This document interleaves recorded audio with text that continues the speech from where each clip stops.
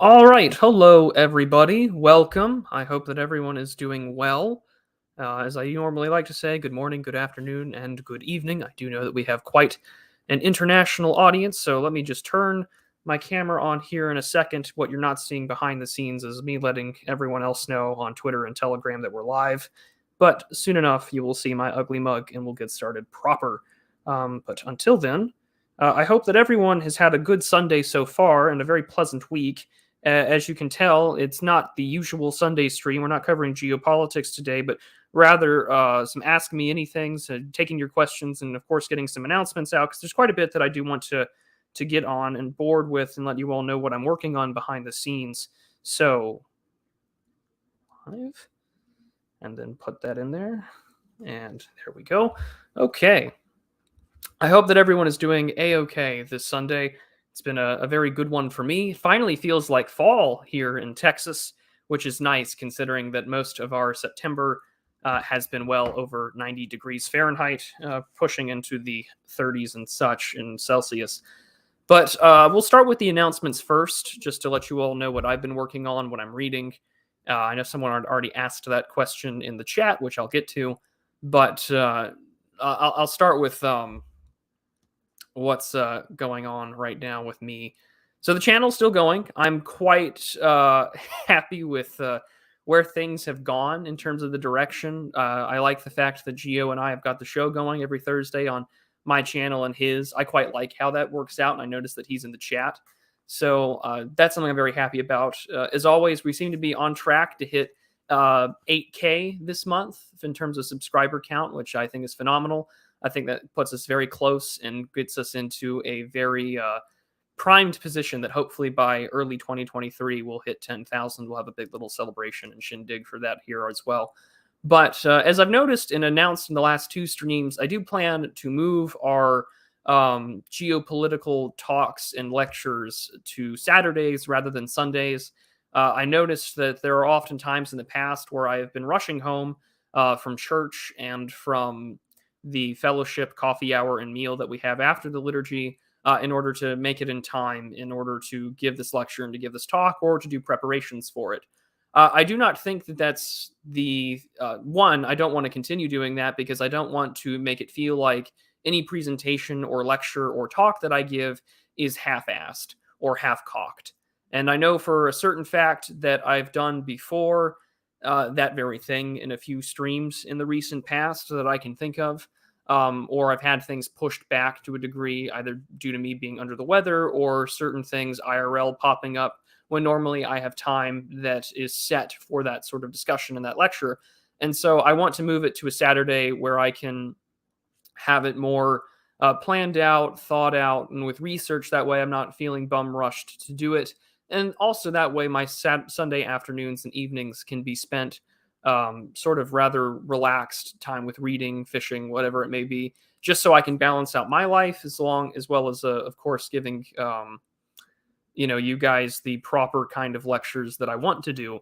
So that's something that I want to do in the future. The name will change because it's not on Sundays anymore. It would be kind of wrong to have it there. It'll be called Prudent Observations. So it's probably not next week, but the week after we will start that proper. I want to start doing some more literature-based lectures and analysis. There's a current book that I'm reading that is both very timely for what is currently going on in terms of international relations, but also I want to treat it like sort of a literature review stream. So I do want to take things in an academic direction as well, not just covering the sort of ins and outs of the goings on. Although I do like the fact that every Sunday we can have a little bit of geopolitical rank punditry. So it's not like that's going to disappear either. But I feel like if I dedicate a time on Saturday when I give the lecture in the afternoon, I can wrap up knowing that I've given the best presentation I can possible. And then I can go to Vespers and I can get on with the rest of my Saturday evening in order to preparation for the day after. So those are the things that I definitely want to do going forward because I want to dedicate more time giving more researched analysis. The more I look at other people who are doing geopolitical takes and analysis and things like that, oftentimes there is quite a bit of research. There's quite more text that is being cited as well, not just the news and things like that. So I think that it'll be time for me at least to keep doing it in that regard. So that's something that I want to do in the future. The reason why I haven't been doing a lot of more like academic or theory based lectures already has because most of my reading as of late has been divided into two categories. One, it has been sort of reviewing or reading published works of my friends. My friend T.R. Hudson was on not too long ago. We talked about his book Automaton, which is a really good book, and I hope that some of you all will take interest in it. I really am happy to see the direction that a lot of self-published authors are going, and a lot of them are getting pleasant reviews. There really is this growing sort of community of writers that are offering their opinions, offering their feedback and editing, and copy edit work, which is fantastic. In a couple of weeks, I'm going to have our friend Dan Baltic on from the New Right podcast. He's recently written a really good piece of political satire that hits a little closer to home than I think that it has any right to. So, and he asked me to write the blurb, or one of the blurbs for his book. Myself and a few other writers were asked to do it. And so it's a really good read. I wouldn't have him on if I didn't think that it was. And that's also alongside having Dave Martell in the Biz Archives this Wednesday. Not to like encroach on anyone's territory talking about fiction or writing. I've noticed, however, that there's always there's not always a uniform following on every platform that you're on.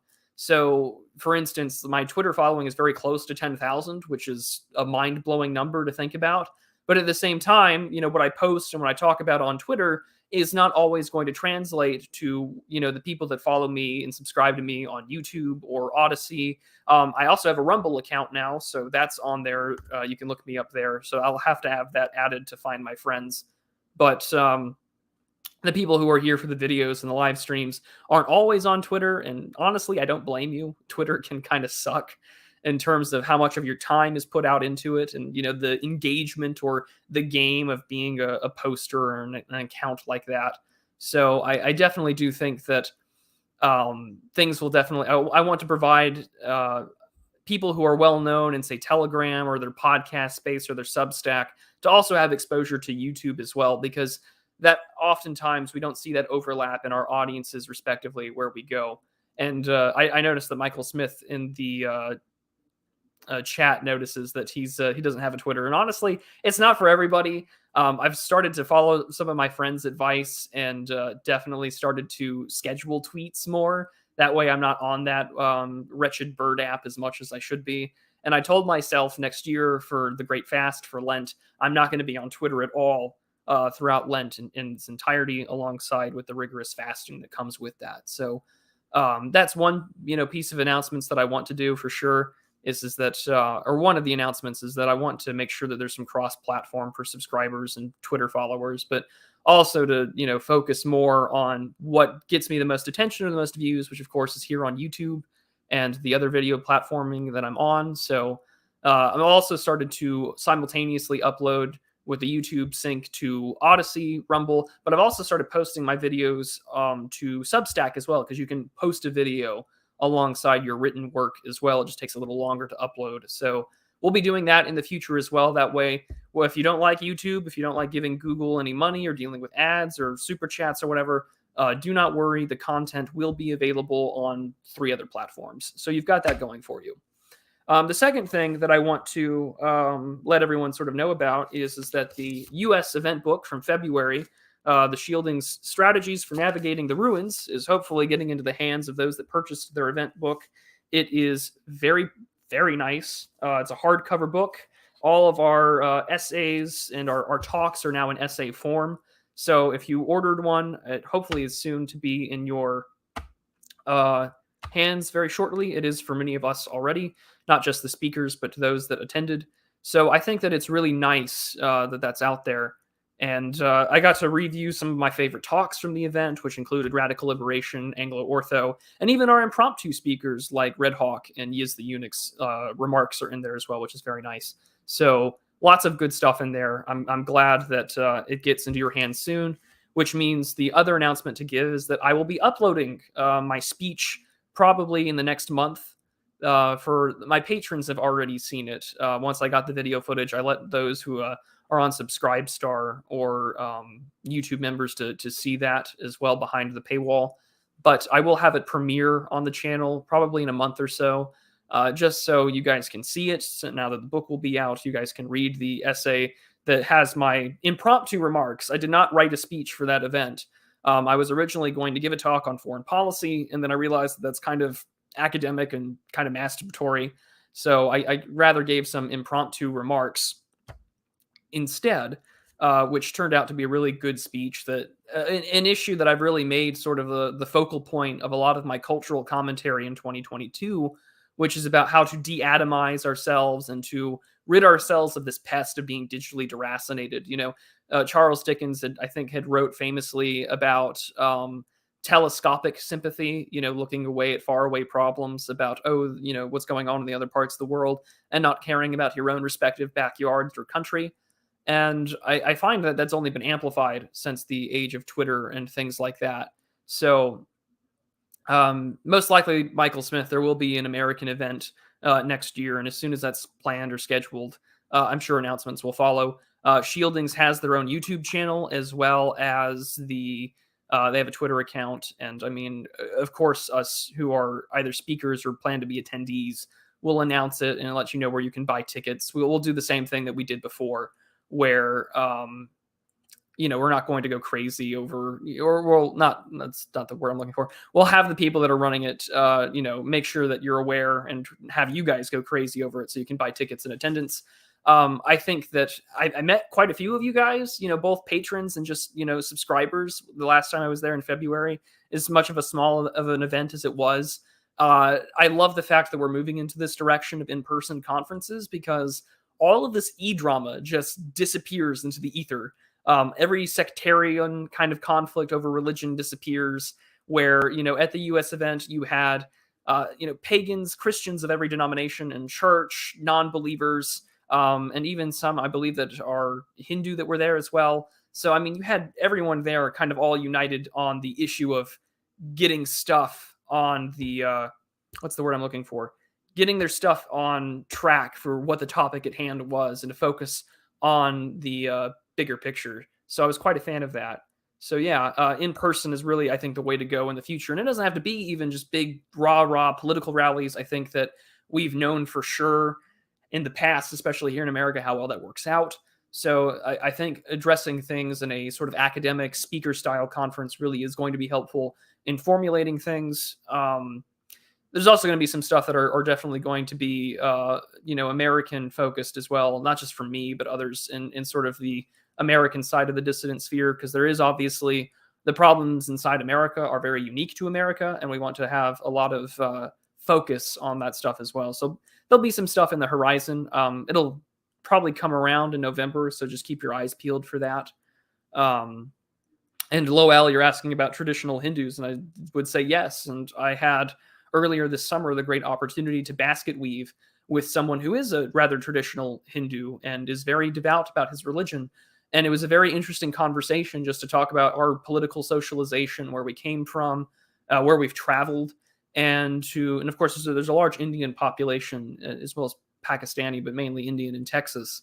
And it was just a really good time to also talk about religion and, how we adhere to our practices and our faith and, our own issues about the challenges that we face. So yes, they very much exist, and they're very good people to have a conversation with. So you'd always be surprised who you run into. I think if there's the running gag about the right wing on the internet, is that it is a surprisingly multiracial and multi-ethnic group of racists. So you'll always be surprised who you run into. But yeah, I do think that, and that's the other thing that I wrote about, because Ashton Duke points out in the chat here, instantaneous nature of global news can lead to a maelstrom of information. And I think that can definitely create some sort of problem.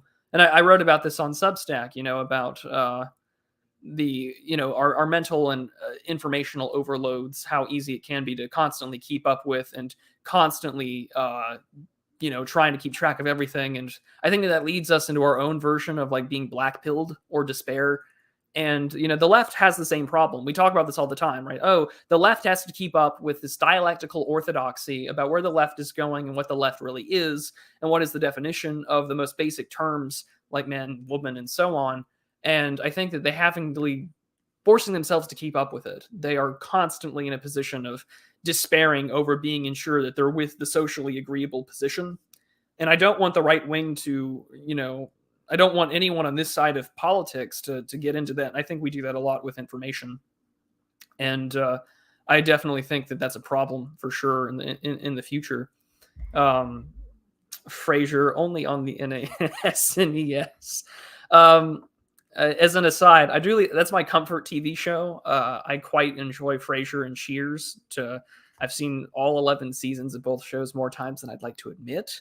And this is coming from someone who knows that those shows are a little before his time. Well, at least Cheers was, but how many hombres showed up to the American event? A few light-skinned ones and a few Spaniards. But, I don't think that we need to turn this into an issue of regards of, quotas or anything like that. But it was primarily, of course, a bunch of white guys in suits, which was kind of what was expected, I think, out of most of it. But even Mrs. Radlib was there, and her remarks at the U.S. event are available on Radical Liberation's channel. They were quite good.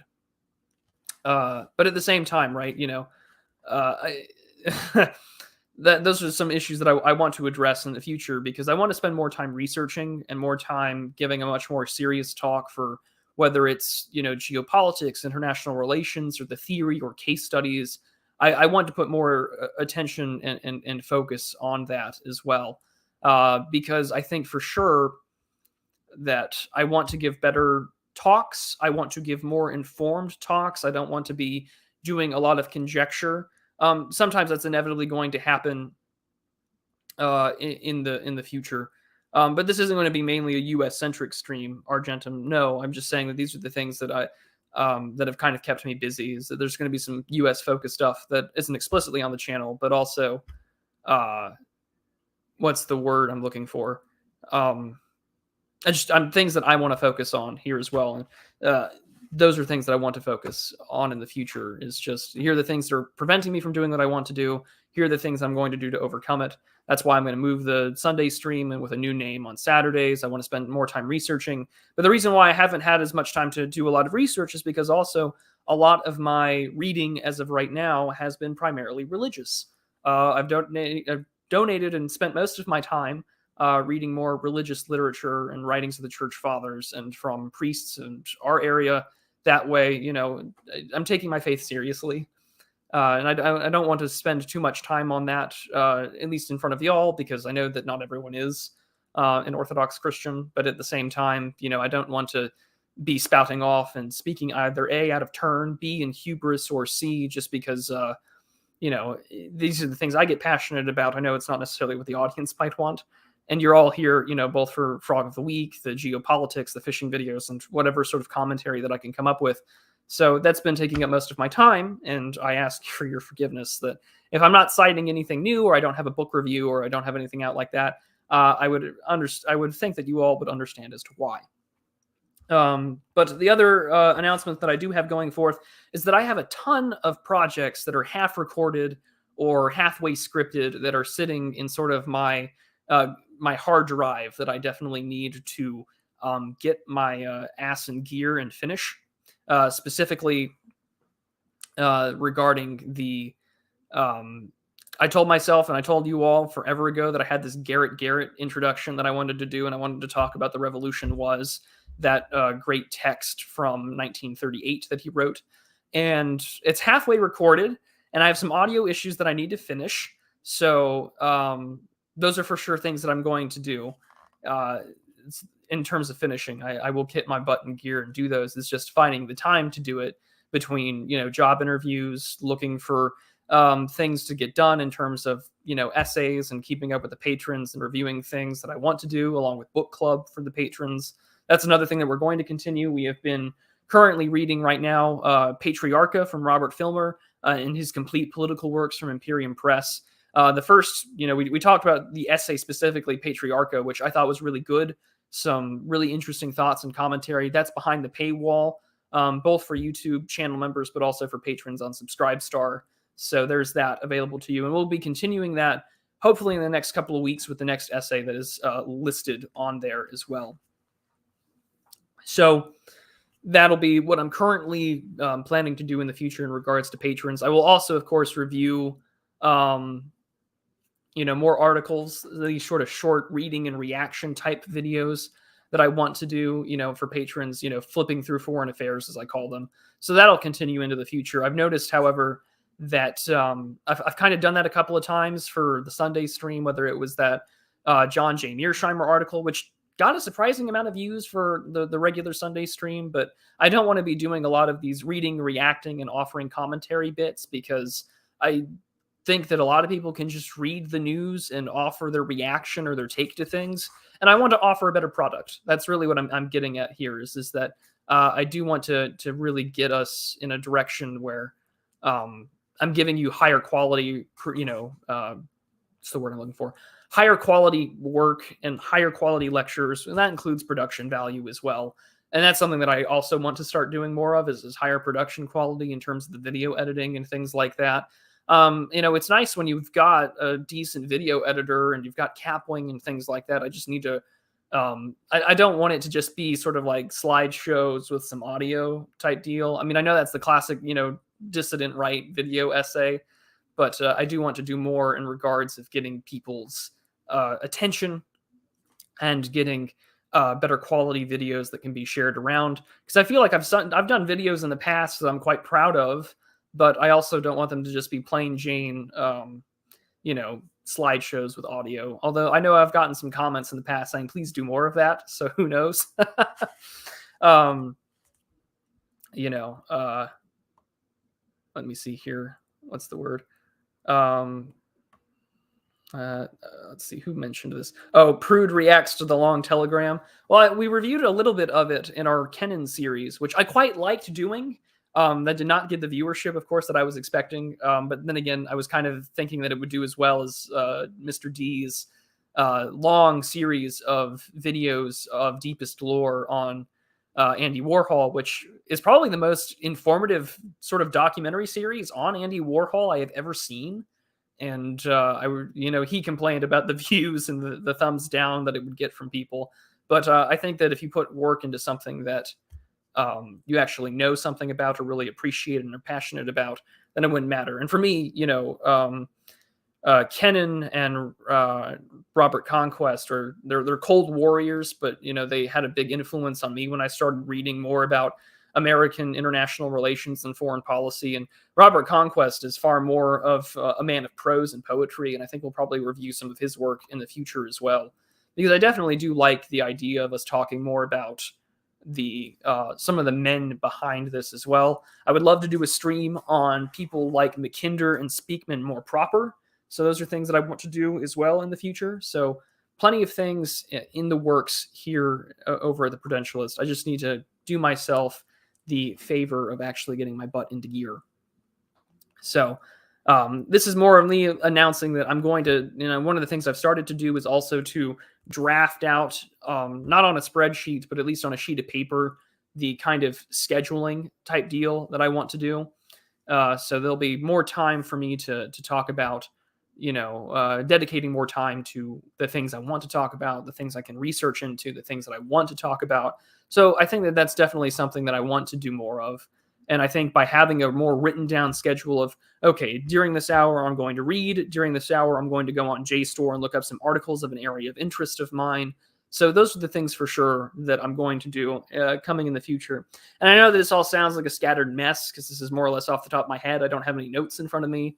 I just have a book in front of, well, some books in front of me, because I know prior to this, someone had asked me what was my reading list currently right now. So I'll have that all in front of you. So the first thing, I guess we'll get to the super chats then, because, that's something that I need to attend to. That's the other thing I need to finally get my ass in gear about is opening entropy. So as I've mentioned before, what you're seeing right now on camera and everything like that, I do have this lovely ring light, by the way, which is fantastic. I'm very happy with that. I'm streaming right now from a laptop I've had since high school. So I've had this thing since it's almost a decade old.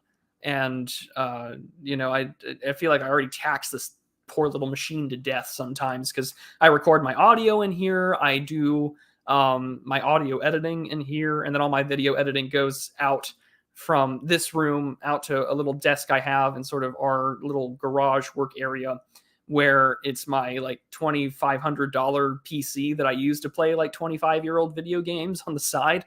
And that's where I do my editing and my research. And that's where I write all of my slideshow notes for the Sunday stream lectures. So it keeps me busy in that regard. But I don't know how to really, and this is a technical question I need to research, which is how to do StreamYards while at the same time having an entropy link up that works. And as I said the last time, I think I had a live stream. If someone knows, either tell me in the chat or in the comments, and my ass will set it up and I'll do it. Because I know plenty of people do not want to give, what's the word I'm looking for? I do not want to give, if people don't want to give money to Susan or deal through Google, I completely understand. And if you want an alternative, I think that's something to do so. And I think we'll get to that. But please don't get rid of the Ted cabin vibe. Well, I live here, so until I move and get an apartment or a property of my own, this will be the vibe that you get. And of course, I'll still be fishing and things like that. But yeah, I think that's something that we're gonna do in the future. No, Michael Smith, I'm not looking for a video editor or to hire anyone. I don't make enough money doing this to hire anybody. I have paid people before to, edit something of mine or to look over something before I sent it off for publication, So yeah, I mean, but no, I don't make enough from this. I'm very, very blessed by the money I do make from this, whether it's on Substack, Subscribestar, the channel membership, super chats, all of it. You guys know where that money goes. That money goes to taking care of anti-rejection medication and putting all of the stuff back into the channel. So my, subscription for the video editing or the Capwing stuff that I use for thumbnails or to make memes or whatever, that goes into here.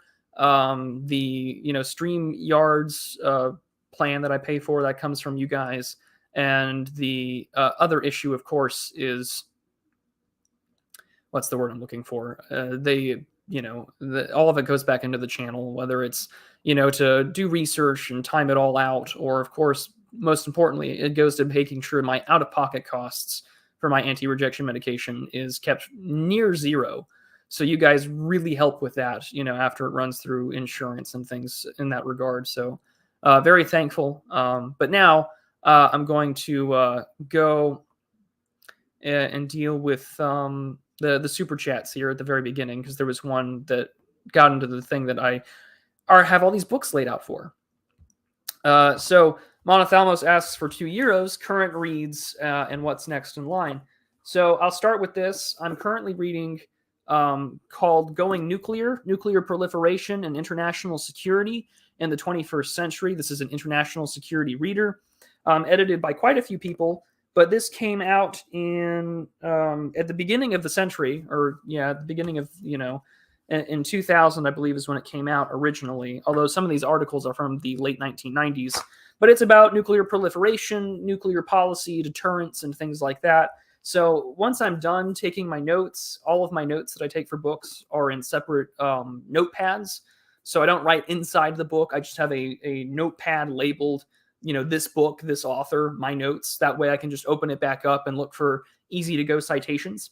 So as soon as I'm done reading a good chunk of these, I want to talk about some of these articles. Some of them are really good. And of course, given what's going on in the news, that it would be very appropriate to discuss the issue of nuclear weapons policy. The second book I'm currently reading, of course, is the, let me see if I can get you there. It's the Catechetical Lectures of St. Cyril of Jerusalem. Myself and one of the subdeacons at my parish and I are going through that together and talking about that. So that's been a majority of my reading and most of my note-taking and question asking with him every week when we have class together, which has been great. And then the third one, which I'm going to have a review out, most likely on Substack. I don't want to test the waters about this one. Actually, no, I'll probably have it simultaneously Substack and YouTube. But I am currently reviewing or reading and taking notes on Andrew Torba and Andrew Isker's book, Christian Nationalism, which will probably have to come out with a bunch of disclaimers when I do finish, my notes and my review, because it deals a lot with certain Protestant eschatology and Protestant theology that I'm not remotely familiar with. So I will have to, do some research and answer these things. But it's not a very long book. It's not, the text, for instance, is quite. Well, let's not open that page. Chapter 4.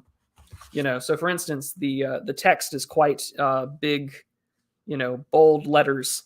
So it's I don't think it's for me. I think it might be for older people or pastors or those that are in church leadership for more evangelical Protestants.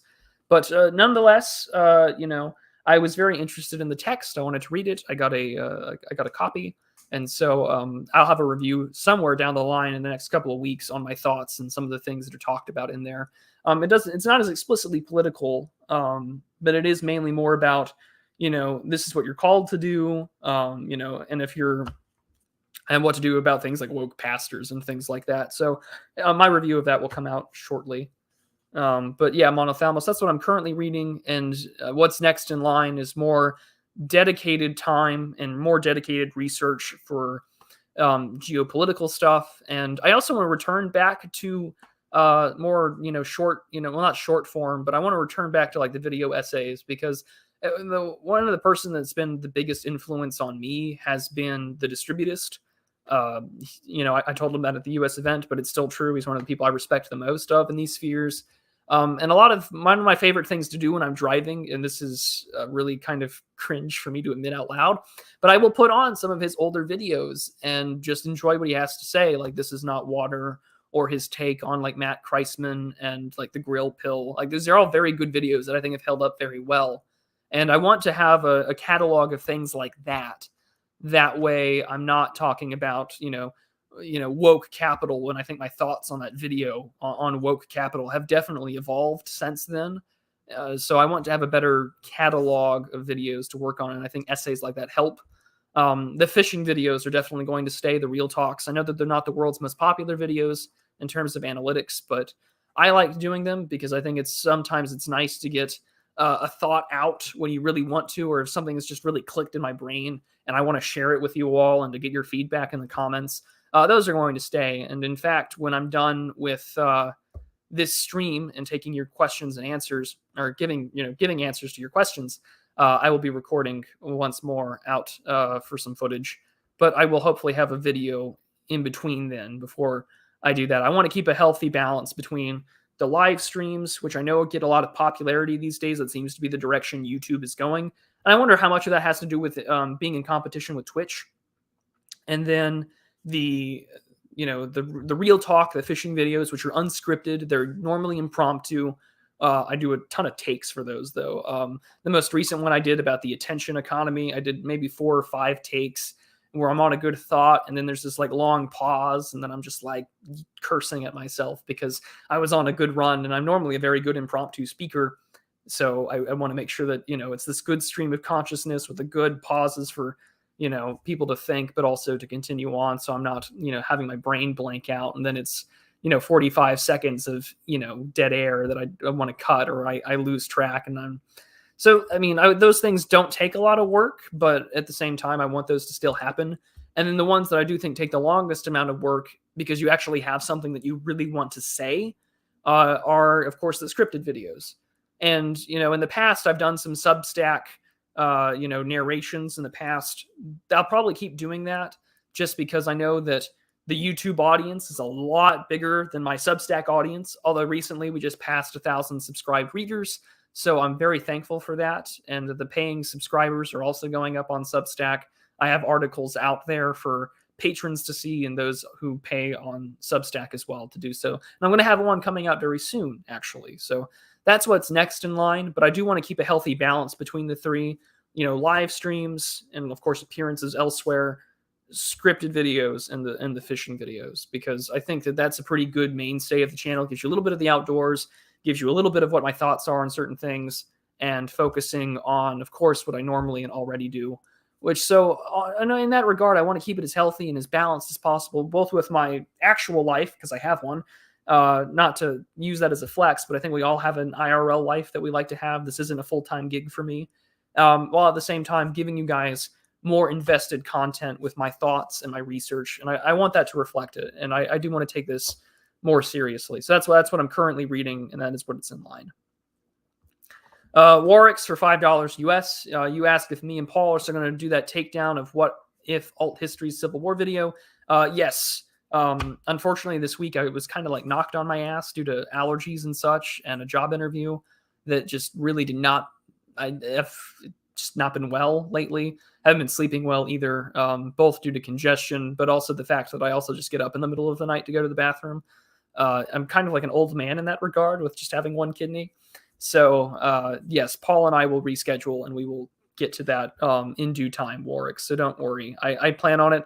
I watched the video. I also watched his one on like American culture, or what is American culture, and it was just the most dreadfully lefty tripe that I had ever seen, and he had the gall to call himself like conservative, which doesn't surprise me actually, because conservatives more or less sell themselves down the river. But I haven't been happy with him. I know that PaxTube isn't either, nor was Charlemagne, and Paul and I are going to go over it in due time. So yeah, but in due time, I need to schedule that with him. We're both rather busy right now. Minoan for $10 US. Semiagog riffs on being able to name things means that you can control that thing. The Old Testament forbids using God's real name. Thoughts? Well, it would be rather hubris, very prideful and a lot of hubris of me to think that if I can name something, I can control that thing. If I can't name God, who am I to control or command the Lord thy God? Pretty sure I'm not supposed to tempt him either. And if his commandments are to forbid me of using his real name, then I shouldn't. In the same way that, I don't tempt or mock Christ or anything like that. I can name Christ because he is the Son of the living God. And, the things that we say right before the Holy Eucharist and all that jazz. But I'm not supposed to control God. God is meant to sort of rule over here and take care of me. Be rather prideful of me to start using the real name of God and all the names that he has therein in an effort to somehow command or control him or ask him and tell him to do things. Not my place. I know where I'm at in the food chain here, in the hierarchy between myself and the Lord, and wouldn't be my place to start naming him and commanding him. Politically, however, that's the thing that I think that those with power can do. So, for instance, we always have this big debate in the right, whether it's, what the alt-right used to be to what the distant right is now. There's always this discussion over labels, terms, and names. And I think one of the issues that comes with that is that you should have a name for yourself. You should have what you can firmly identify and believe in, and what you stand for, because you're the enemy, and by that it can be people that just disagree with you.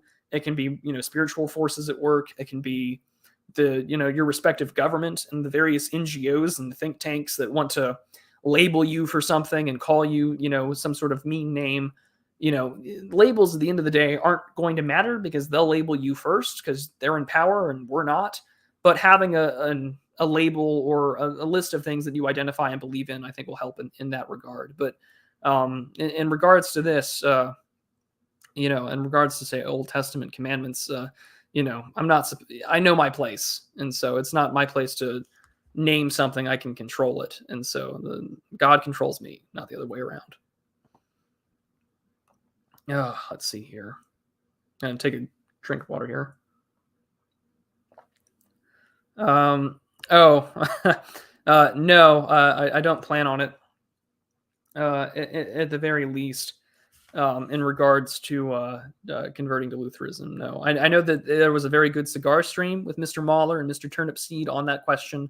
It was quite informative. I have a lot of respect for other Christians and other churches. I'm not as sectarian as people make me out to be. I pray for quite a bit of everyone, but no, I don't plan on that. Let's see. I know I'm supposed to go through the super chats, but Kai asks a question that I think is rather important. The distributist asked an open Twitter question of what are people's best social avenues for de-atomization. How do you meet good people, preferably of a dissident persuasion? I'd like your take. Well, as I mentioned earlier, Kai, I've spent a really large chunk of this year, really from February onward, actually since I did that video back in January, that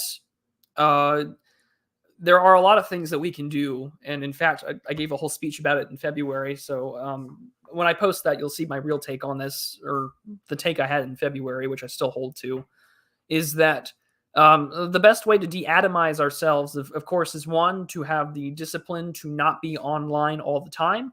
I know that sometimes live streaming and the parasocial relationship is entertaining. It can be a guilty pleasure. Lord knows I do it with some people. But I do know that it's also not a substitute for the real deal. It's not a substitute for your relationship to your family. It's not a substitute for your relationship to someone of the opposite sex. It's not a substitute for the relationship that you should have spiritually. And so that's the first thing, is really to have discipline to make sure you're not online all the time, because no one likes an asocial schizoid, and you should definitely not be one of those people. One of the second things I would also say is that to find new good people, well, if you're going to do it through the online route, of course, there's basket weaving, the sort of idea of meeting like-minded political people just to do whatever, whether it's to go out and, have pizza, or to go bowling, or to do whatever, like walk, or, walk through a national park. Those things really do help. And sometimes if you can't do that on the internet, then oftentimes the way that you're going to find people that don't de-atomize you, you will find them through church communities. You will find them in things that are typically, what are associated with sort of like right-wing hobbies or ideas.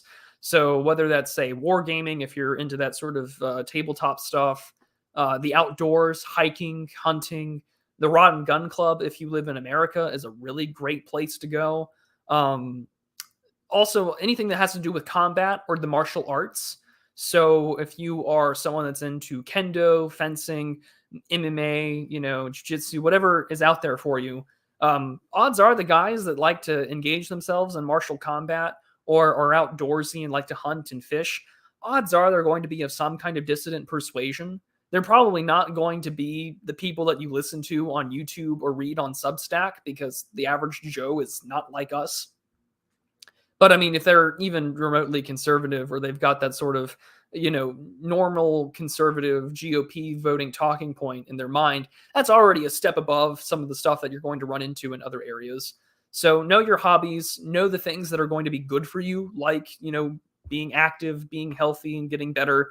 Those things will go a long way. But also you need to be, I think, to some degree, kind of guarded.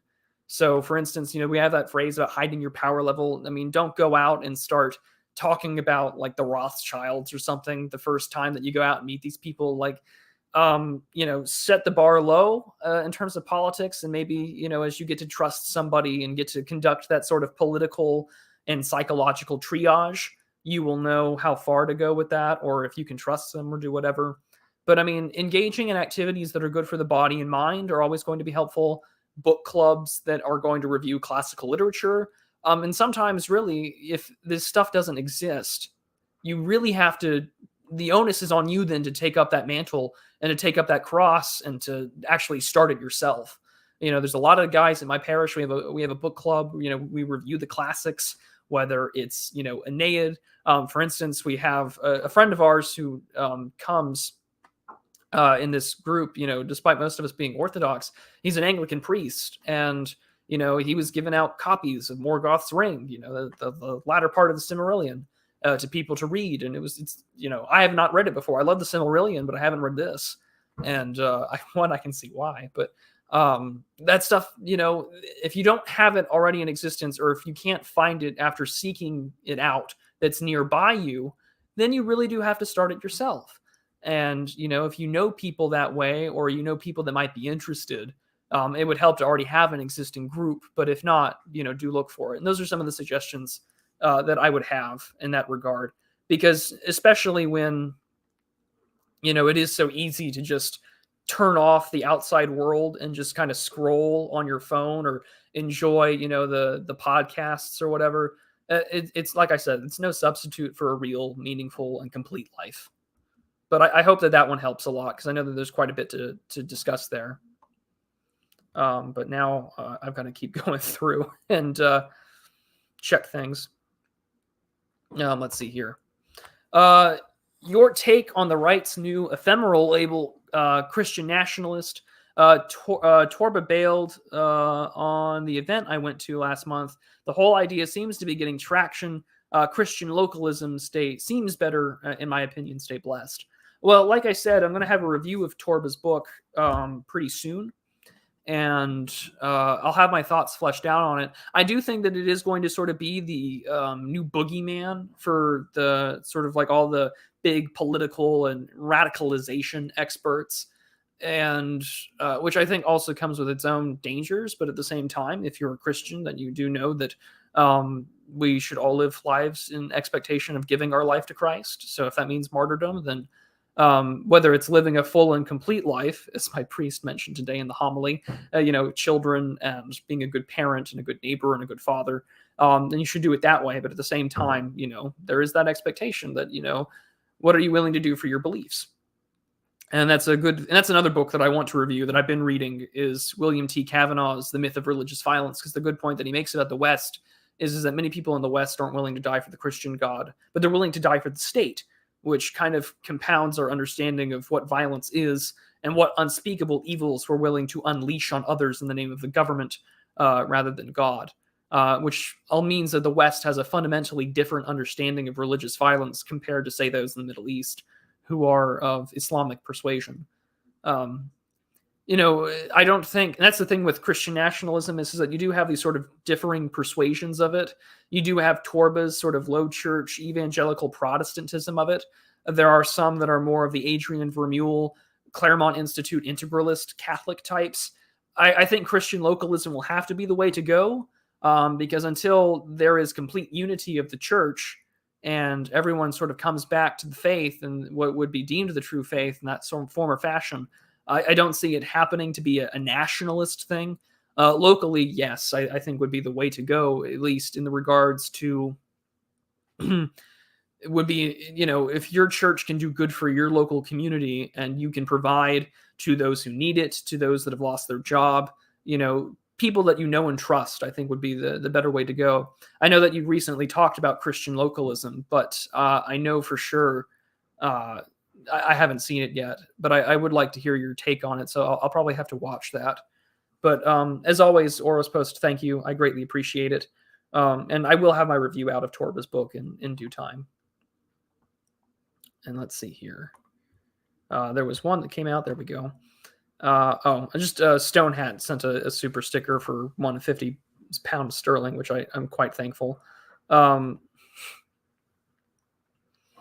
But let's see here, going through, I think it's always definitely scaled the, I think it does scare the left in regards to it, because there's fundamental belief in action behind it. I think that there's a big portion of that do get scared of it. I think that Yiz has a very good take in this regard, which is, it can work together, but you can't let either side get subverted. And that's sort of the importance of gatekeeping. And I think that that's one of the big things that the right has to do from here on out. And if you'll permit me to talk about what's the word I'm looking for? If you'll permit me to talk about some Twitter drama for a little bit, I think that this is a lesson that we can talk about in full, which is the importance of gatekeeping, which is quite simply the fact that there are a lot of people that get published in conservative or right-wing publications that are not very right-wing at all, if not are, outright disaffected leftists or Marxists. And so recently, the American Mind had published a article from a woman who has this thing called the Rhizome School. Yes, Jason Noun, I am talking about that, for those asking. Yeah, and I found it to be absolutely interesting. because our friend named Martin on Twitter, who has been through Lord knows so many accounts, found that individual's private account and found all of the AOC and Bernie supporting and, donations that they had donated to Bernie in 2020, and was just like, whoa, what the heck is going on at the American Mind, the Claremont Institute's, premier publication besides the Claremont Review of Books. And so, this individual ended up blocking Martin on several accounts because that's the way Martin is, and eventually had a space on Twitter. For those of you who don't know, it's like a call-in radio bit. And, I am talking about it for this reason, is because, Martin had hosted this space about it, ironically called The Groiping of this individual, Ashley Colby. And this person had found this space and appeared on her husband's, Twitter account, and appeared on and got grilled for 3 hours on the issues of right-wing politics, first principles, and beliefs. And it was kind of it was an absolute disaster. It waffed and waved on principles, and she, tried to start out with this prick waving of how many followers this person has compared to her, and then the issue of radical young men and not being with women or married with children, to which he promptly replied that he was married with children. So it was sort of this like failed telemarketer script of how to talk to de-radicalize somebody, with plenty of rather spicy bits in between. But yes, Twitter can be the loony bin of the internet, but it sort of illustrates sometimes that this person sought out this conversation, this space, which sort of illustrates that people do want to be a part of these socially accepted groups politically, or at least to go to where all the seeming action tends to be. And it was just very entertaining in regards to, and I got to listen to this. I think that it was just an odd bit to try and explain where they were coming from and not being able to illustrate their own position. And then what was being advocated for was this kind of pacifism. It was just an interesting bit. And I see Jason was in there. Yeah, she couldn't even state that systemic racism doesn't exist in the United States. That was a funny bit. Yeah, I mean, she just got pressed on all these sort of like first principle conservative right-wing issues and couldn't give an answer. And I thought that was quite interesting in regards to who gets published now in the American Mind. And there's this seemingly weird mix. And I wonder if by being a dissident in nature and not liking how the government operates, that means you're going to find yourself with some very odd bedfellows. Like, for instance, there's Compact Mag, which has, this conservative Catholic Sorhab Ormani, which Lord only knows what he believes in. And then this leftist individual that all runs this magazine. And it has everyone from like Joff Schollenberger to Ben Burgess, and then to some really, I think Michael Anton wrote an article for them. And it was just like, well, we're sort of in this odd ideological bedfellow space. And it makes me concerned that parts of the right, or the dissident right, is in a position where, we always joke that, neoconservatism comes from Trotskyism. I'm very concerned that whatever iteration of this sort of right-wing thought is going to be, or whatever title that it owns up to be, is going to have some sort of origin in sort of this, classist Marxism bit in there, which I think is concerning, right? But it, it is also scary to think about some of the subject to the demeaning effects of Twitter. But Twitter is an awful place, and I will wholeheartedly admit it, and I will admit that it is someone that I use, or that I use as well. There's some very interesting people. I've met some very good friends that way, as well as church friends that way. But at the same time, I do... I know it's bad for you, but it also shows that people are willing to go out of their way in that regard to be, what's the word I'm looking for? They're going in a direction that leaves them with giving a lot of Marxists attention. For instance, I don't know why Tink Zorg, Malcolm K, who's in Scandinavia, but clearly doesn't look like a Scandinavian, who's also got more of a classical Marxist take, gets so much popularization and attention from like people that are right-wing or claim to be. I just think that, there's some issues in regards to how much interaction or how many of their takes before we just become no different than a run-of-the-line, reactionary Leninist or something. And I don't think that, and I mean, that's kind of what vanguardism is all about. And I mean, that's something that even Jonathan Bowden spoke of. But I think there's a difference between wanting to return to tradition and wanting to let the proletariat rule things. But yeah, Compact and NatCon are definitely, I mean, there's a lot of split over geopolitical attention. And I think that we're definitely going to see that happen a lot. And there's a question here about whether or not the GAE, or what I just call it the USG. I just say U.S. government because that's the one that conducts policy in coordination with interest groups, NGOs, and that terrible term of global governance and things like private public relations or public-private partnerships. It's the worst. But there was this article by Richard Hanania actually at the on his Substack, because he's not tweeting as much, because apparently he got in trouble one too many times on Twitter and just said screw it. But he wrote this article about the decade of Fukuyama or something like that, and his premise is that, well, really the alternatives to liberal democracy are not have not won, whether it's the ongoing amount of armaments and money and aid that can be levied in regards to the current conflict in Ukraine, whether it's the ability to maintain liberalism, at least, or liberal democracy, at least on paper, although I thought his definition of liberal democracy gets stretched a little thin when it comes to the fact that here in the United States we jail political dissidents, and that we had a pretty wide set of political martyrdom that happened because of political protests that happened in January of 2021, who they did nothing wrong, by the way. I don't think that they did. And yet it's kind of, I think everyone kind of knows that the jig is up, politically speaking. But, he made the claim that, like, look, the way that the system works right now, it's not going away anytime soon. And the, dunking on Fukuyama is a bit of a midwit take, because I don't know how many people have actually read The End of History and The Last Man. People really should, because there's actually quite a bit of insight in the book, especially on his commentary about the Nietzschean concept of the last man. Not so much that, Cold War over, herder liberalism wins. There's a lot more to it, and I think that people really should read the book before they criticize him. And he's supposed to have a new book out very soon that I do intend to purchase, read, and review for you guys, because he did give his takes very early on when this war started. I offered some refutation, or at least some observations on his points, which got mentioned on the Myth of the 20th Century podcast, which I thought was really cool, because I don't know those guys from Adam and they don't know me, but hey, you never know who reads your work. But,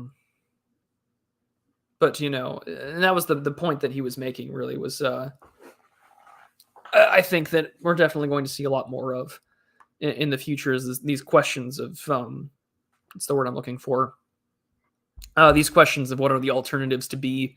And I think it's only just now in 2022, really after years of being sort of these fringe underground movements, where the ideas of, well, what are the alternatives to be? What would a post-liberal order look like? I mean, when did he write that book? I mean, After Liberalism came out, over 20 years ago by Paul Gottfried. And, it's taken 20 years for it to sort of poke into the mainstream in some areas. So who knows? I do think that we're going to be living under some form of liberal democracy, at least nominally, for some time. I just don't know for how long, or when it might come to an end. Charles Haywood, when he was on Orange Show, was a little more optimistic. And I know others prefer the black pill.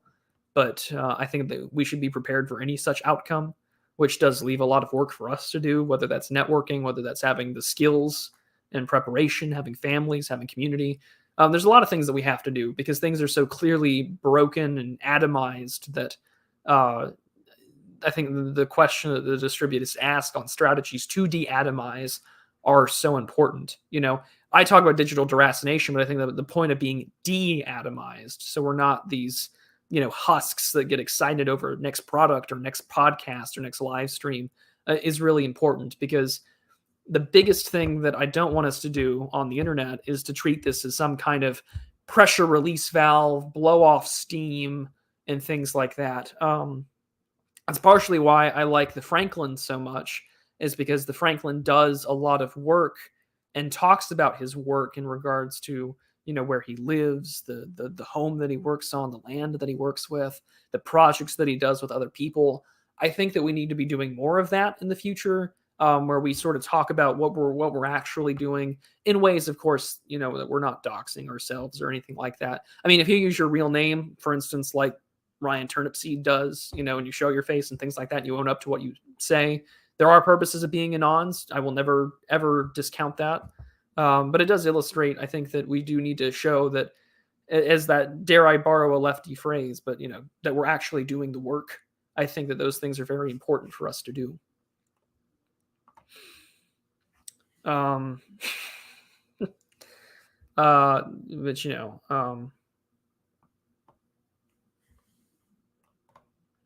no offense to you, Prude. I don't want to be in politics. This takes enough of a toll on me as a spectator. I'll vote if they let me. Well, the thing is that, what I find to be the worst part of it all is that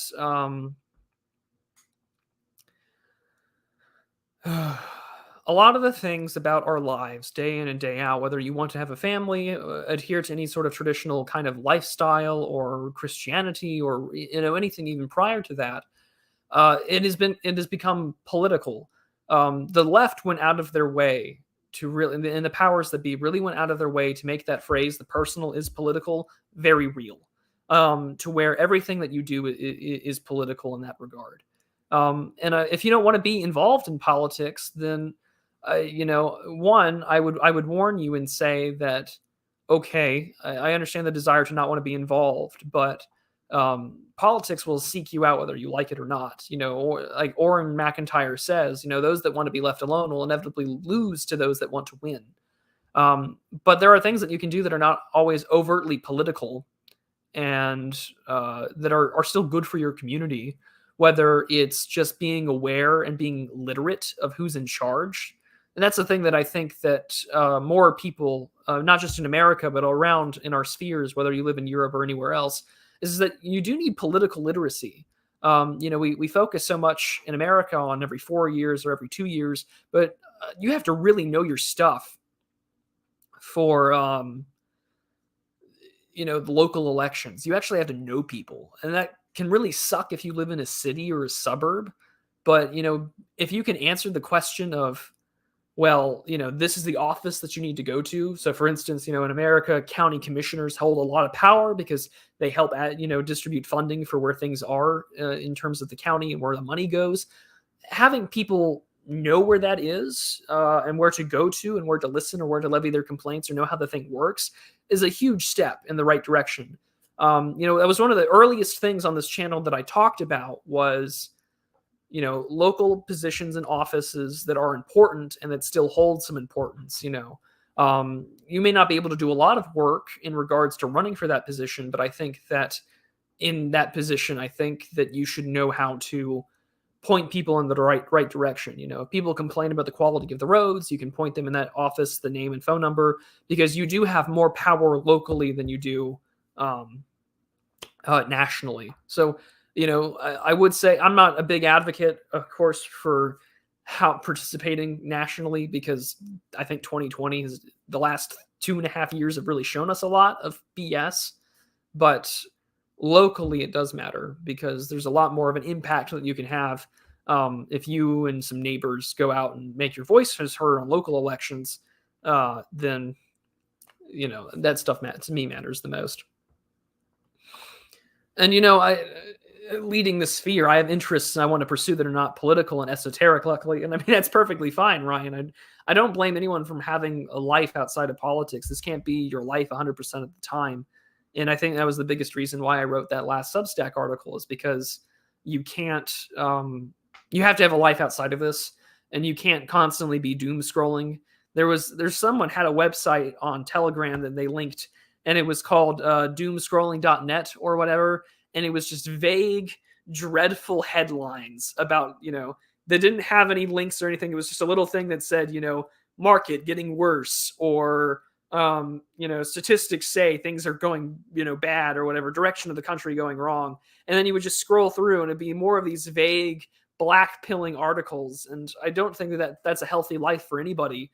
I think even the most black pilled people should probably have something going for them. Otherwise, you really do let the abyss consume you. And that's the last thing I think any of us want to do is to be cutting down ourselves and our own interests and our own livelihood because we get bad news. Not going to make it, study shows. Yeah, we should be avoiding that. I think that we should be avoiding the not going to make it takes, because there is no point in turning despair into a self-fulfilling prophecy. I think that everyone listening and everyone that's subscribed and all these other people that we listen to, we really shouldn't be a place that we're going to, it shouldn't be something that we're in a mindset of all the time. And, Vin Goal, I kind of agree with you. I've been cutting down on a lot of content intake recently. And this is coming from somebody who doesn't watch things at 2 times speed, as I've admitted in other streams and in other articles. It's important, I think, for us to take the time to not always be on the internet. And I try my best to live to that advice. So I spend most of my time reading, or I'm in the outdoors. Those things really do matter. And you have to make sure that you're, having an appropriate amount of self-discipline. This can't be your life 24/7. But yeah. But fixing itself is going to require some kind of pain. Well, yeah. Nothing good comes without effort. No pain, no gain, as they like to say in plenty of gyms across the world, across the country. But yeah, you have to, right? What's the word I'm looking for? All sorts of stuff like this requires us to understand that some pain and some struggle will come from it. I mean, if you're some guy that, has that dream work from home tech job and you make an asinine amount of money and you want to like homestead it or make it work, it's not without effort. And I think, as I talked about on the last episode of the Digital Archipelago, that there are people out there that do make it work, and it's quite a bit of their time and investment. And I think that that's definitely for sure something that we have to work on in the future. So no agony, no braggony.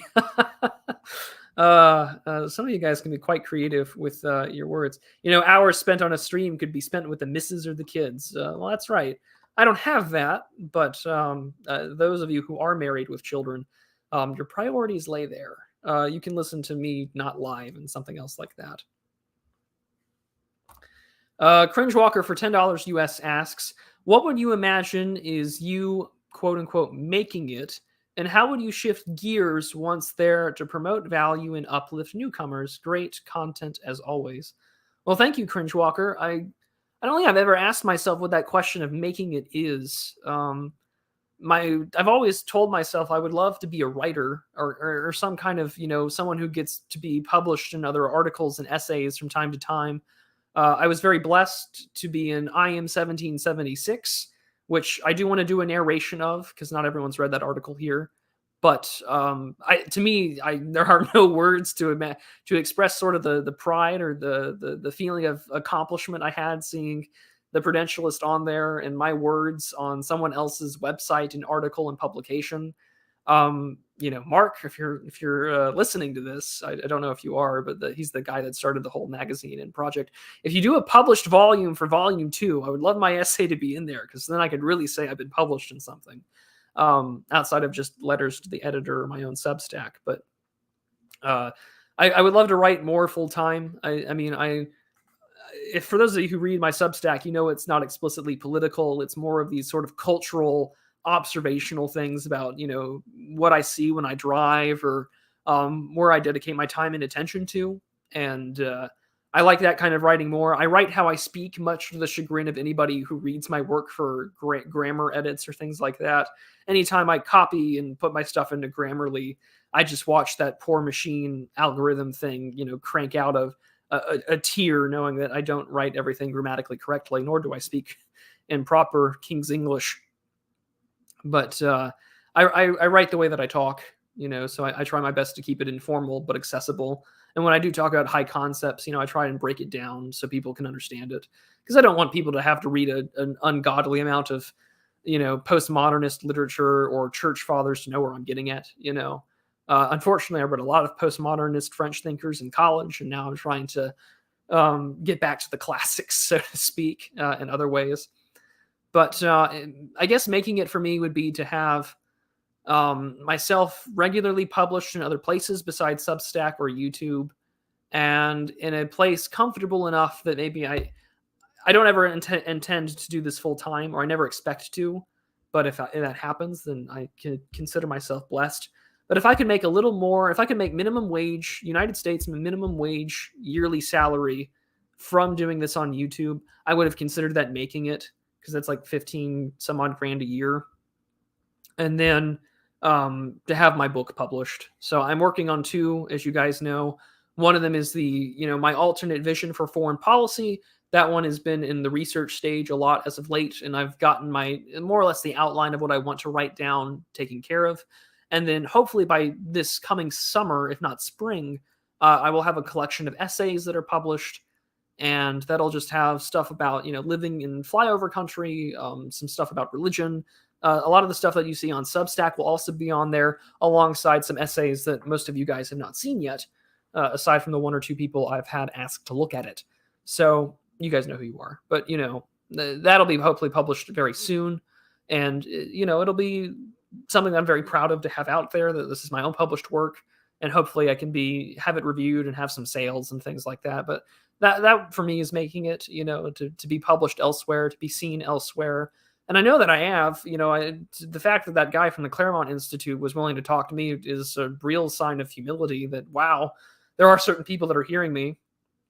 While at the same time, I had that most recent article out about the new right and political asphyxiation. I was being a little playful, telling this new right scene not to, get high on your own supply and end up like David Carradine. So, and the person there was a perfect article from City Journal that had encapsulated the zeitgeist that I referenced a lot. And I'm pretty sure he just subscribed to my Substack to read that article. So it does tell you a lot. But what I would do to promote value and uplift newcomers is, of course, to keep doing what I have been doing. I wouldn't have met Oro's post if, he didn't just message me out of the blue to come onto his show. The same with Jay Burden. I think that people who want to get into this game, and I say the game, but I mean, people who want to do this, whether they want to make money from it or just talk to people or contribute to the conversation, I say yes to a ton of, invitations to speak or appear on other places, even if I don't think that it's really my scene, or if I don't think that I would really grok with it, so that means I've appeared in places that, I wouldn't have expected. And whether that means I end up on a live stream where Kurt Doolittle's on, not to insult the person that had invited me, it's just not what I would have expected. But, I always try and reference the work other people are doing in order to promote value in content in that regard. So I'm going to continue to do that and recommend other people. That's why I have that Substack article about my outside appearances besides my YouTube channel that I do need to update. So I'll spend some time to do that this week. But, whether that's on that guy named A Can of Tea talking about DeSantis, the Jay Burden show, or anywhere else that I go or I'm interviewed by, then yeah, I'm going to link it and I'm going to promote it. Because if I think it's good, then I'm going to reference it. And I think that's sort of the way that we need to keep doing it. So if I see something that puts out, there was this guy that had a really good video out, which I need to share on the community tab, because I left a comment. I quite liked it. And it was about, Polybius' cycle of civilizations. And it went from, Polybius' original idea all the way up to sort of the thinker of, all the way up to modern day about like Curtis Yarvin and so on, and Oswald Spengler and such. And it was a really good video, and I'm going to have to find it and share it here, because I thought that was fantastic. So anytime that I do that, I need to do more of that, is to make recommendations. And maybe what I will do in the future, when I do my announcements, the catching up with super chats and thanking my patrons, I may also add a tab in there about what I'm listening to or recommending a channel, because I'm very close to 10K. I'm very blessed to have the following that I do. So if I see something that's good, I think I'm going to have an extra little tab saying what I would recommend this week or what I recommend this month. So I think that's a good thing to do in the future. Let's see here. Alternative avenues for $4.99 US. What do you think comes in the blank right continuum? So you have like the alt-right 1.0, which is such a pity that term is not available anymore, because Paul Gottfried coined it, and it died miserably in 2017. The dissident right to blank right. Well, there's some people that are trying to come up with their own terms. I think that you might see the vitalist right, the deep right is sort of the Curtis Yarvin, Alex Kashuta terms for these sort of things. That, if you can fundamentally agree with it, liberalism is the problem, at least from a ideological, long-standing political formula persuasion, that's a problem. On top of their ideas of vitalism being sort of their core tenet, or lowest common denominator for agreement, then we might see that, maybe a vitalist right. What I think might come next is some kind of restorative right, or some kind of resurgent or regrowth. I think restorative is probably the best word to use, because I think we're heading very clearly towards some kind of big one, economic collapse wise. Because we never really recovered from the big sad that is 2008, and I think that in this midst of, there was a report that came out that like half of young men, I think they said 30 to 18, half of them don't approach women because they're afraid of being creepy or being perceived as creepy. And that's how bad things have gotten in regards to, say, sexual liberation and the dating market and things like that. And I thought that the conversation between Red Hawk and the Distributist was very good on this, to have an interesting, conversation on those regards. And, half of women by 2050 are going to be, I think they said 2030, 50% of all women are going to be in the workforce. And so we're just in a really bad state. And I think that whatever provides the ideological, cultural, and traditional alternative to this absolute deracinated, atomized society that we live in is probably what's going to come next. But let's face it, I personally hold the same opinion that my friend Astral does. The dissident right isn't going anywhere anytime soon, because even though there are certain parts of it that are being absorbed by the mainstream here in America and other parts of the world, it will never go far enough to do what is probably necessary to save the societies that we want to save. And I think that whatever comes next, like we talked about, strategies for navigating the ruins, a lot of these talks were about, we live in a pretty bad place now, and things are probably going to get worse, i.e. the ruins. How do we navigate that? What are our tips and strategies to survive? So I think that some kind of restorative right or vitalist right will be the direction that it goes from, in that sort of continuum. But I don't think we're going away anytime soon, dissident speaking, because we're not in power.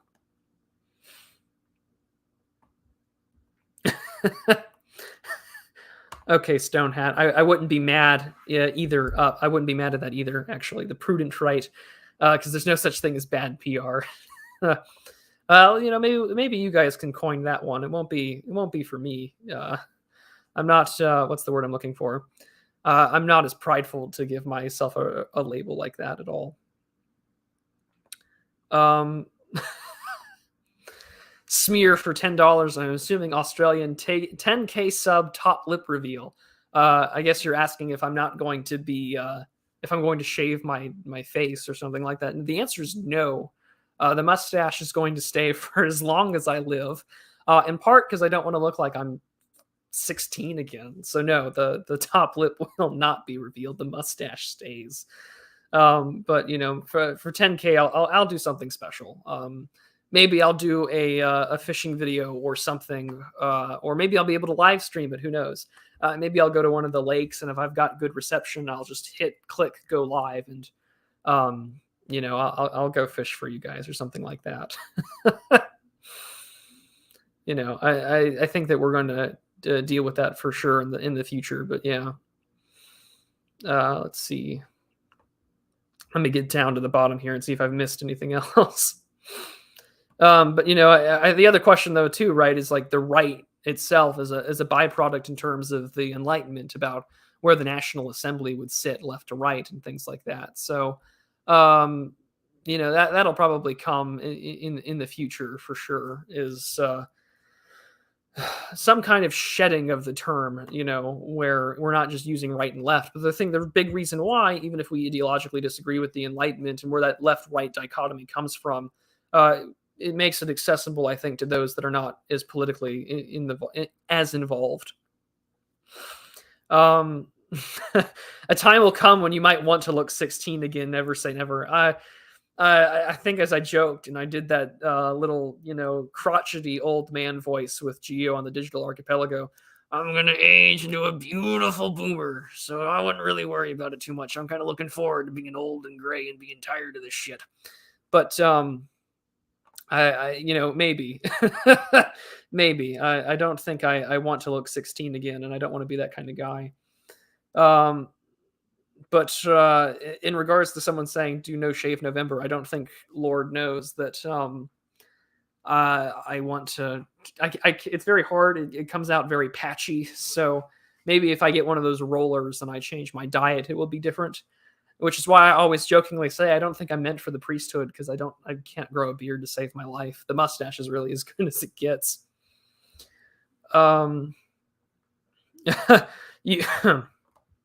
YouTube sends you the 100K subs play button. Will you cast it into the fire or keep it on the mantelpiece? Well, I don't think it'd be on the mantelpiece, but I don't think I'd cast it into the fire either, because that's kind of a cool accomplishment. Although if I were to ever make 100K subs, I'd have to be doing this for like decades, because AA and the Distributist are sort of our biggest sub counts in these spheres, and they're still at less than 100. So. But then again, YouTube isn't really the place to really be. I mean, I would say that the big thing to celebrate is if somehow my tweet or something I write gets mentioned by Tucker Carlson. I think that would be kind of a greater achievement than the sub play button, but that's just me. And then there was one more that just came in. 1 second, real quick.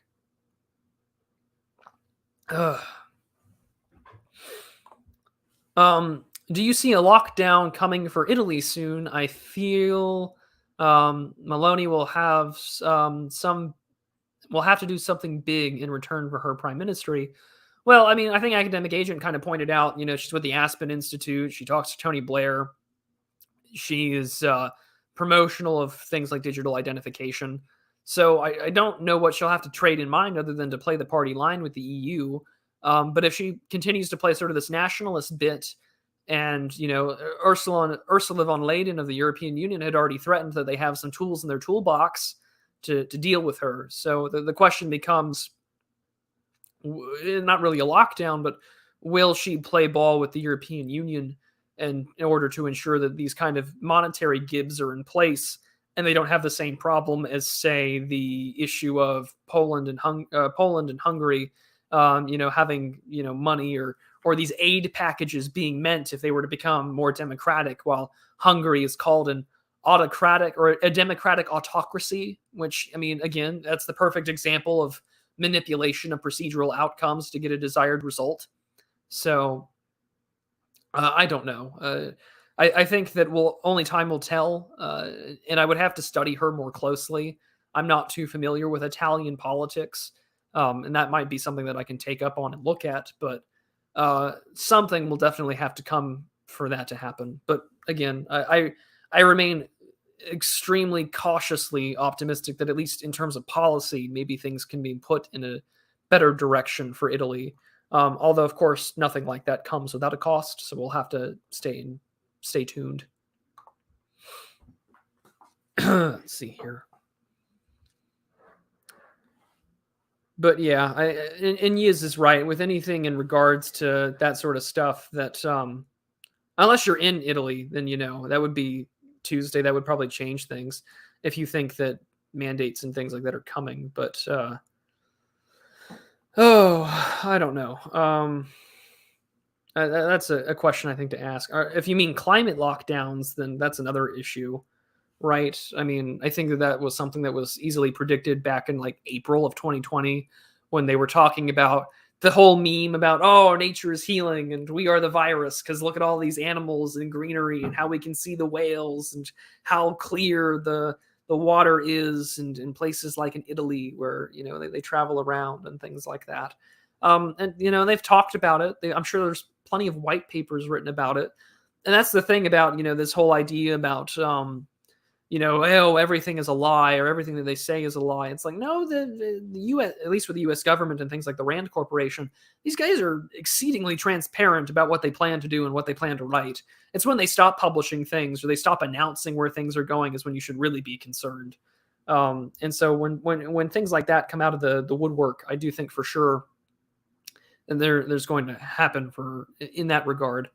But I'll take a few more questions. We're hitting close to the 90-minute mark. I don't want to be here for too long and things like that. But let's see here. Oh no, you're in Texas as well. Oh, okay. I didn't know that, Tuesday. Good to know. Good to know. Do you think there's going to be some sort of power grab due to gas shortages? I mean, no good politician lets a crisis go to waste. But, I have some friends and some family that live in Florida, and they were telling me it took them quite a bit of time just to get a hold of things like gasoline and propane tanks in order to prepare for the hurricane, because power is going to be out. And I do think that we're going to see something like that as well. And Texas is always going to have, I think, some issues as well in the future because, the last 2 years we've had some power and energy grid issues because of the winter and the freezes. So I do think that we're going to see some kind of power grab as well. There's been a lot of things I've seen in Europe about nationalizing the energy grid or their energy infrastructure. I know that Germany had recently done that with Uniper, or however you pronounce their, I think it's their gas and their energy, right, for utilities. So I think we're going to see a lot of that come in the future as well. Power grabs will definitely happen in that question. So yeah, I'm not surprised at all that we're going to see something like that take place. But I mean, there's also going to be the issues of any time that there is a disaster or any time that any kind of weather issue comes about, we're going to see again more of this racial-based equity bullshit come about. We saw this with Kamala Harris. We saw this also take place in regards to the what's the word I'm looking for? In regards to the pandemic. For instance, Dallas County and other parts of the United States got into a lot of trouble for saying that their monoclonal antibody treatments would be distributed based upon racial issues and equity issues. So unless you were, say, immunosuppressed, like myself, whites would have to go into the back of the line in regards to get access to antibody treatments. So we're going to see a lot of power grabs in regards to climate and energy come next, especially as a lot of the goings on in regards to what's the word I'm looking for? Especially in Europe over energy, talks over nationalization, gas, especially with what's happened with the Nord Stream pipelines and that East Med pipeline being canceled a year ago, sure would come in handy now. And the USG pulled out of that. I wonder why. So we are definitely rapidly approaching some kind of form of second-class citizenship or, things getting procedurally worse before they get better, which is why I think, again, whatever iteration of the right comes next, I think it will be some kind of restoration or restorative right for sure. Because, I think that 2024 is going to have the same shenanigans as 2020 did. And what's made it abundantly clear is that the poster child for all things evil and progressive, Gavin Newsom of California, is making it very clear he's running for president. So we're definitely going to see that happen for sure in the future. So as always, I would recommend that we stay vigilant. But with that being said, and I'm very thankful for your donations, and of course, let's always talk about a skin suit for sure. But and of course, if you don't want to go through things like what's the word I'm looking for? If you don't want to go through YouTube or anything like that, of course, there's always Buy Me a Coffee. I will get Entropy set up. And again, once again, if by all means, please, please, please, if you can tell me how to do StreamYards, the Entropy link at the same time, so I can just check both while I'm streaming, then do tell me in the comments below when I finish here. No, the frog of the week will be coming next week. I did not have one prepared. However, I said my patrons have given me some good stuff, Stone Hat, so I promise, don't worry.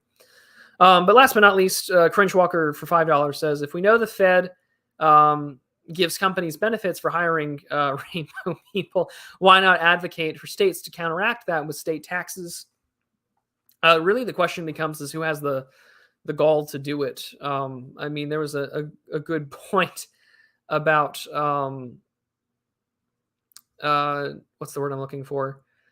The issue here being who wants to challenge that directly. I mean, there's been bans on critical race theory in education, and heck, that got Glenn Youngkin in Virginia elected. But if we're going to watch this happen, who sets it up? And I don't see DeSantis or Greg Abbott or really any Republican governor doing it.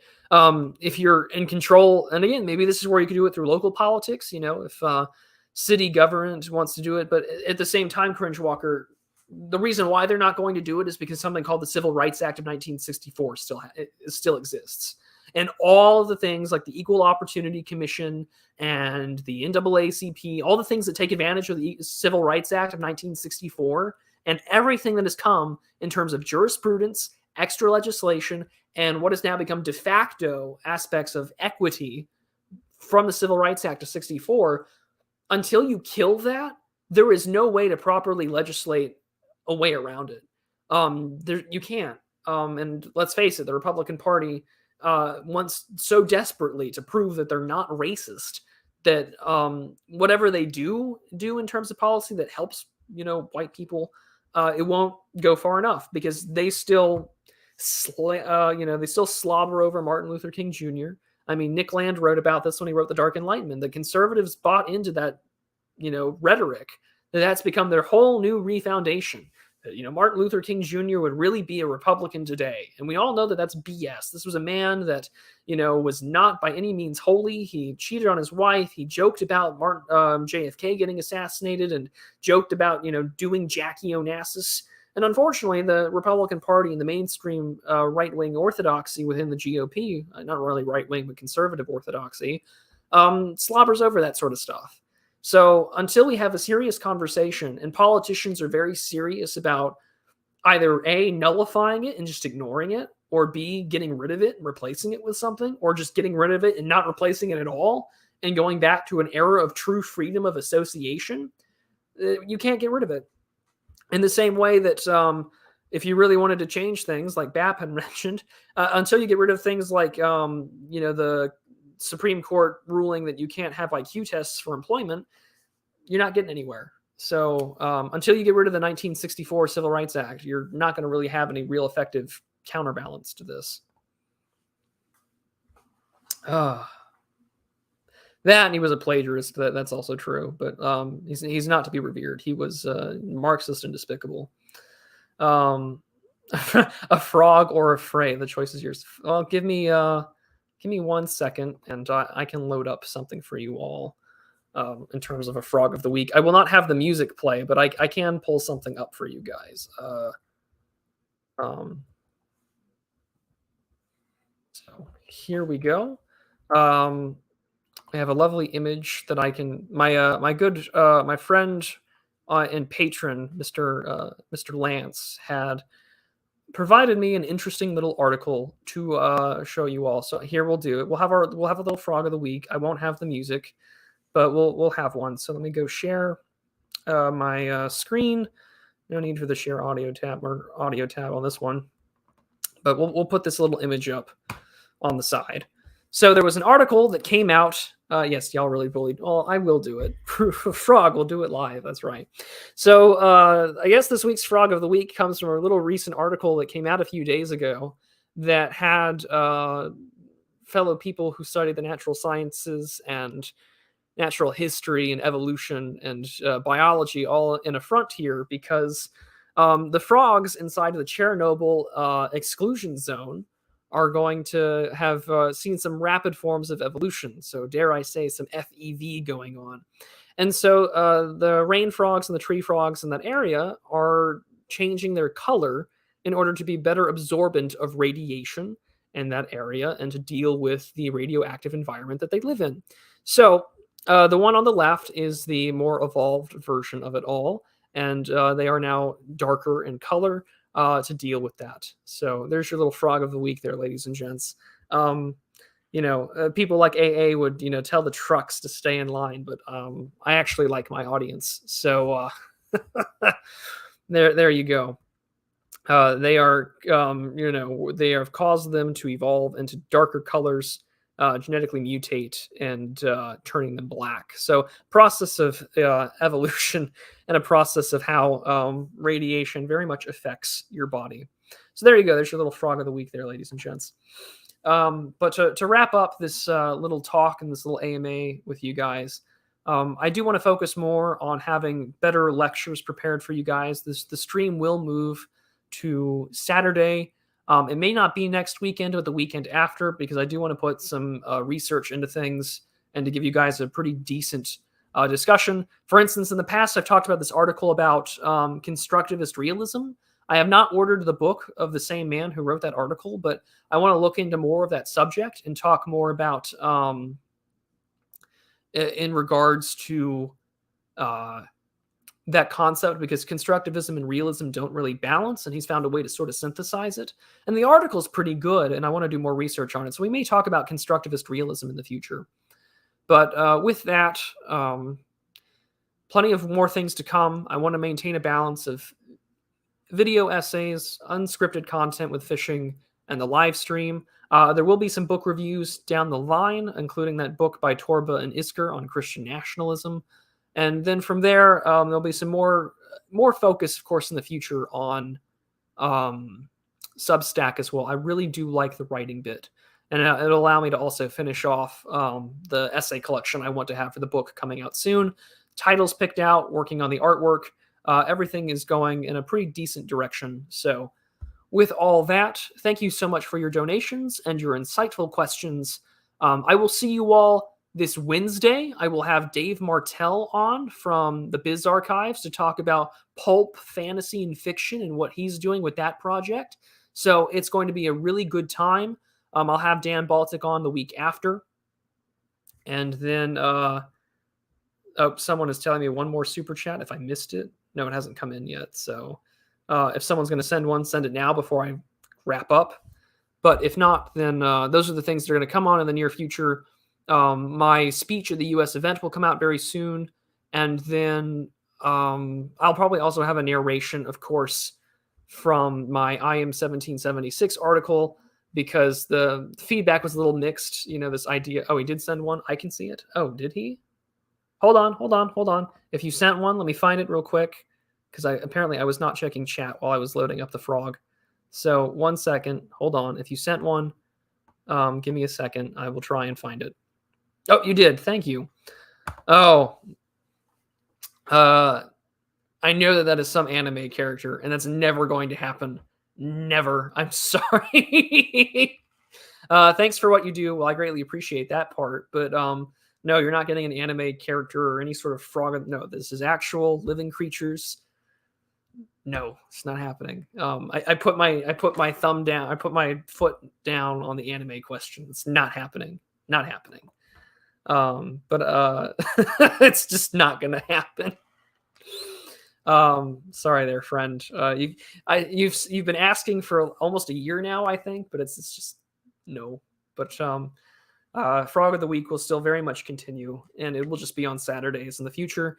But I want to dedicate more time to this, which means I'm going to have a schedule with research, all sorts of stuff like that.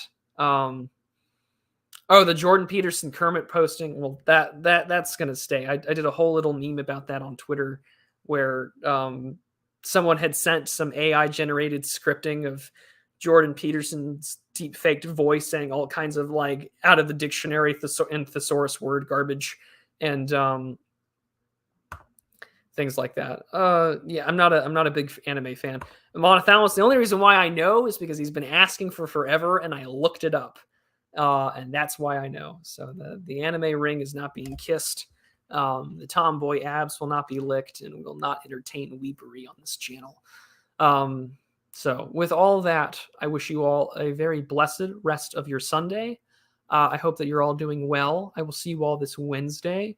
And in the meantime, for those of you who are delightful patrons, or if you would like to see some patron exclusive stuff, there's great ways to do it via Substack as well as Subscribestar. You guys get to see some very good things in mind.